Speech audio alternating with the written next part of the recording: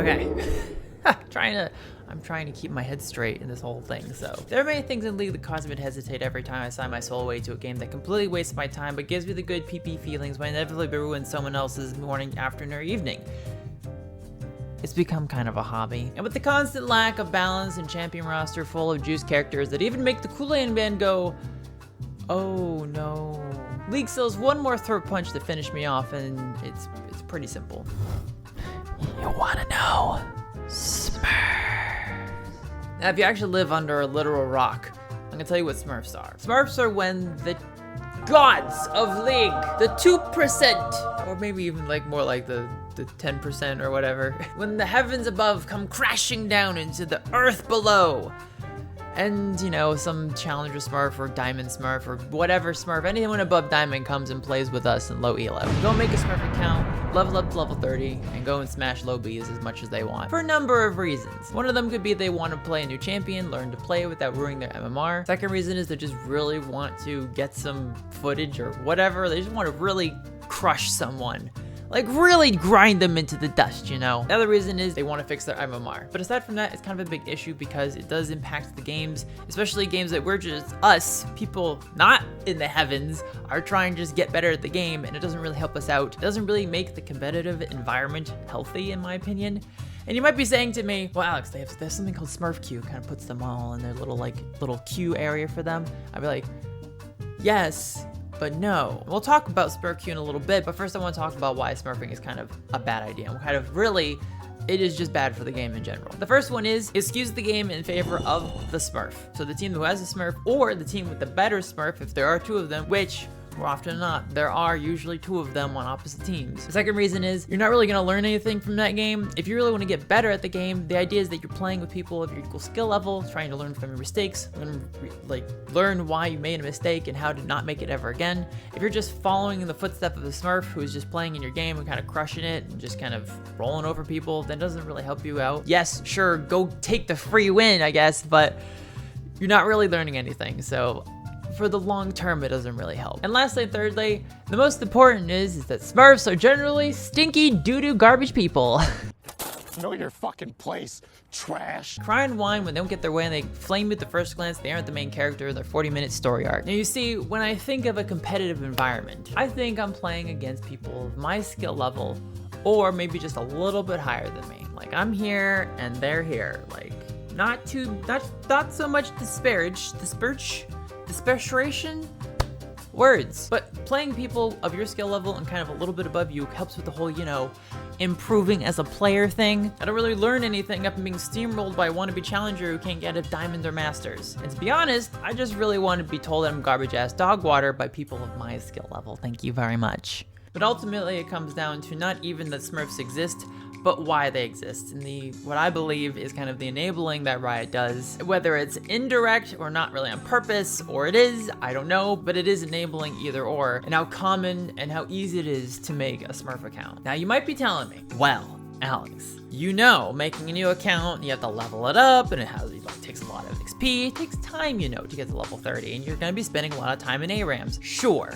Fine, whatever. You do need lots of XP to get to level 30. But I bet you didn't know that actually it is a little bit easier than you think it is to get to level 30. You can go and buy a level 30 unranked Smurf account with Blue Essence included online. You can just go buy one.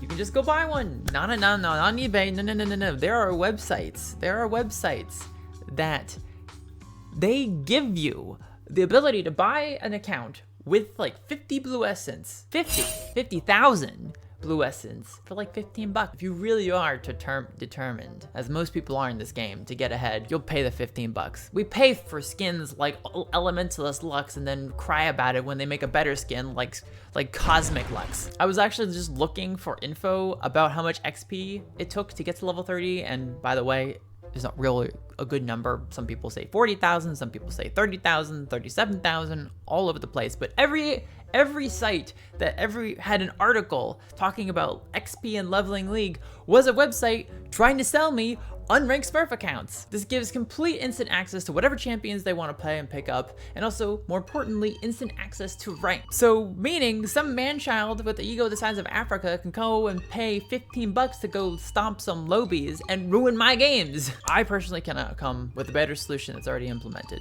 SmurfQ does exist, and from what I've read, and from what the information is available, really the consensus is that it takes notably notably skilled players, like abnormally skilled players amongst their peers, and puts them in a special queue with other people who are notably skilled. Does it work? Maybe. Yes. No. Kind of. Not really. I still get Masters and Diamond Smurfs in my games, so is it really working?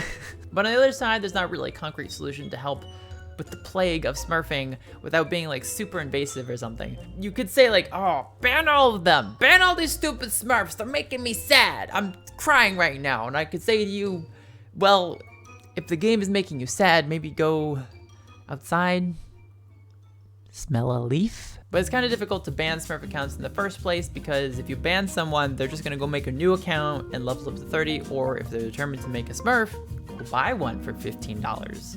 And if you're suggesting IP bans, which gets thrown around a lot when stuff like this comes up, when reporting comes up and things like that, look, there are too many NordVPN sponsorships going on YouTube to make that even a possibility, okay? There's just too many. But until I come up with a solution that doesn't involve me sneaking into someone's home and throat punching them with a chair, smurfing will continue to be a thorn in my proverbial and literal anus. But you know what can help with that? Subscribing. Every step will heal my rump wounds and send a letter full of non-venomous spiders to a Smurf near you. Also, leave a like if you enjoyed, hit the bell, and also I stream every weekend, Friday, Saturday, Sunday. We're taking a small break from League. I've been playing Elden Ring a lot of Elden Ring. Probably too much Elden Ring. I've not played a game of League. I played last weekend. God, it's just been so much Elden Ring.